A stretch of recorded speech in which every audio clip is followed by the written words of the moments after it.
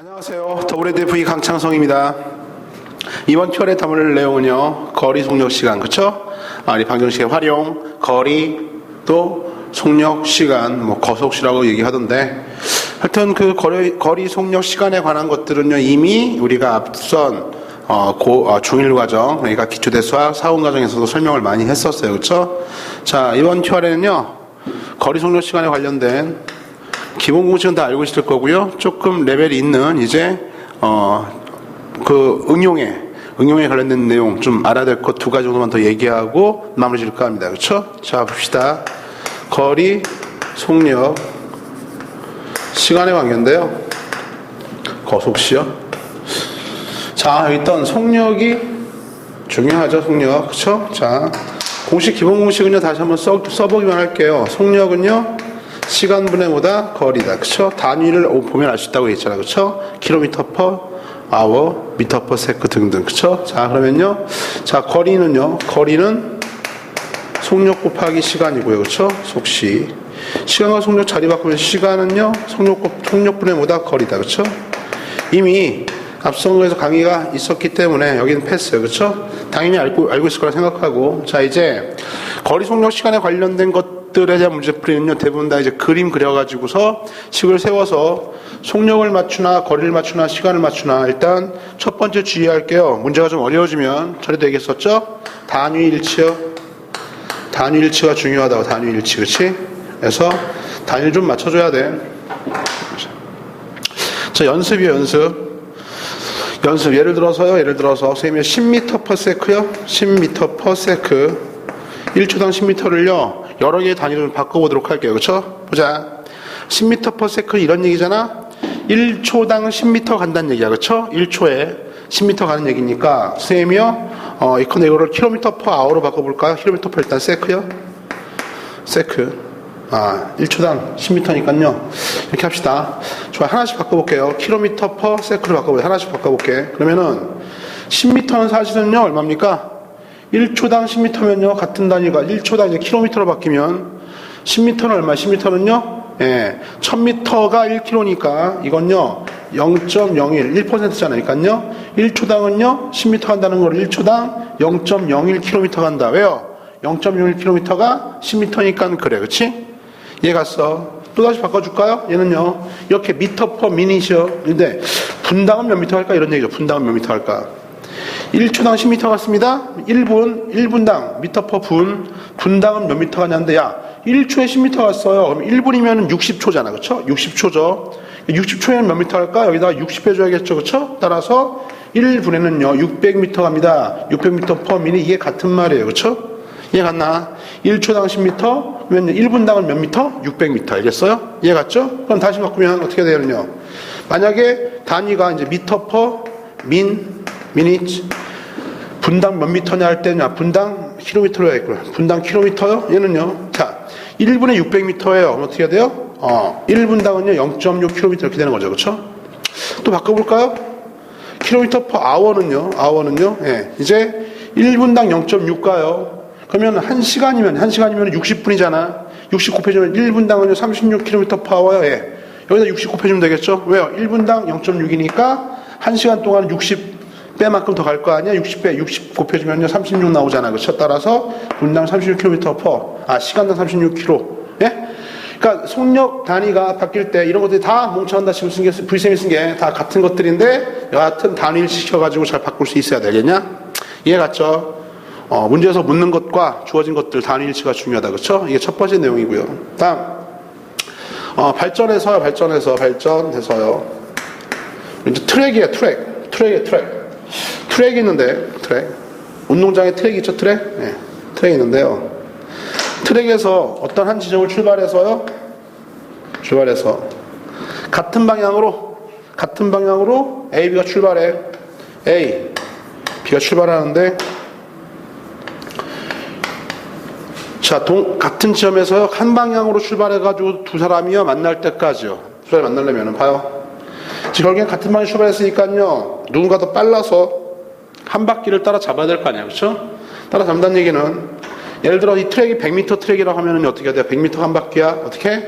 돌아와서 100m만큼을 더 A가 더 많이 뛰어야지만 처음으로 만나겠네요. 그렇죠? 따라서 이것은요. 다음 같아요. 예. 요 같은 방향일 때는요. 같은 방향일 때는요.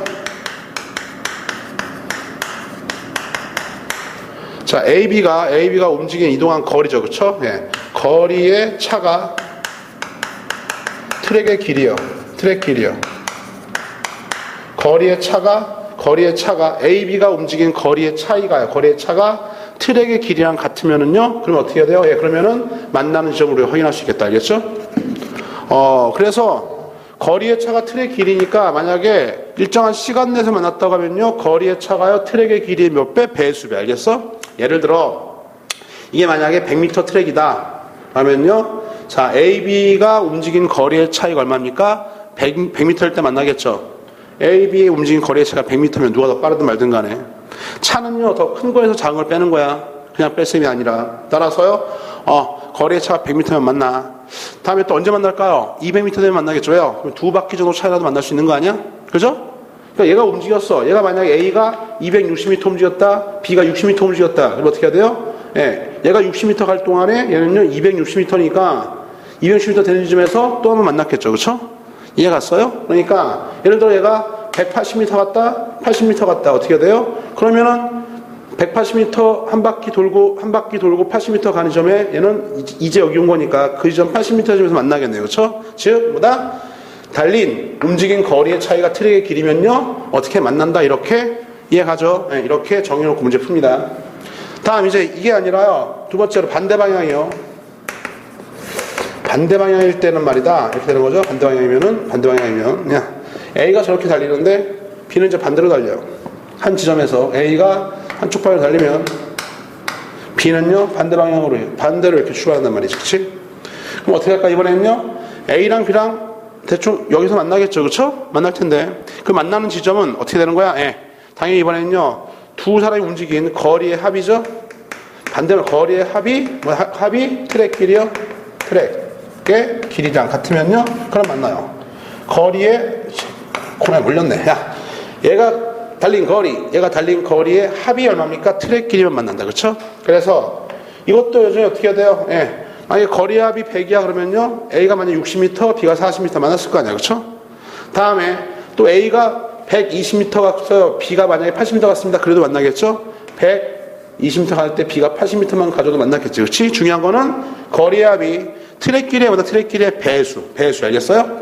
거리 합이 만약에 200이었어 만날 수 있습니다. 300에도 만날 수 있어요. 그렇죠? 왜요? 반대 방향이니까. 그렇지? 자, 결론. 자, 트랙이 있습니다. 트랙이 있을 때 같은 방향으로 해가지고서 두 물체나 사람이 만난다는 얘기는 두 물체나 사람이 이동한 거리, 움직인 거리의 차이가 트랙의 길이의 배수가 되면 만나요. 그렇죠? 근데 트랙이 200m다. 어떻게? 거리의 차이가 200m, 400m. 같은 방향일 때는요. 반대 방향일 때는요. 그 거리의 합이 트랙의 길이의 합의 배수면 만나요. 트랙 길이가 200m면 200m, 합이 200m. 두 사람이 움직인 거리 합이 400m. 이해 갔죠? 이렇게 하나 하고. 마무리 하나 더. 자, 뭐냐면은요. 단위일치, 그 다음에 요거 하고 하나 더 발전해서요. 강물 문제인데요. 강물 발전.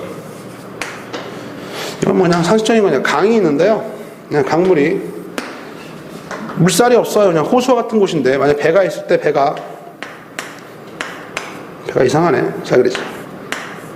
배요. 알겠어. 배인데 배의 속력이 지금 선생님이요. 만약 배의 속력을 x km/h라고 할게요. 그렇죠? 시간당 x km 배가 가요. 원래 이 배가. 근데 만약에 물이 위에서 아래로 이렇게 흐르고 있어요. 그렇죠? 그러면 어떻게 돼요? 이 배가 x km 하는데 물이 만약에 y km/h라면은요. 배가 흐르는 방향의 역방향으로 물살이 흐르고 있다면요. 이 속력이 다 안 나오겠지. 그렇지? 안 나올 거야. 따라서 이때 배의 속력은 어떻게 해? 이때 배의 속력은요. x에서요. 배가 움직이려고 하는 그러한 속력의 힘에서 속력에서 물살의 속력을 빼준 거. 예. 이런 속력으로 상류 방향으로 진행하는 거죠. 그렇죠? 배의 속력에서 물살의 속력을 빼줘야겠죠. 그렇죠? 만약에 배가 이런 물살의 지원을 받고서 내려간다면요. 여전히 배의 속력이 x km/h입니다. 근데 물살이 뒤에서 y만큼 도와줘요. 따라서 하행 물살 따라 같이 내려갈 때 어떻게 해? x 플러스 y km/h 아워 빠졌나요? 아워다. 그렇죠?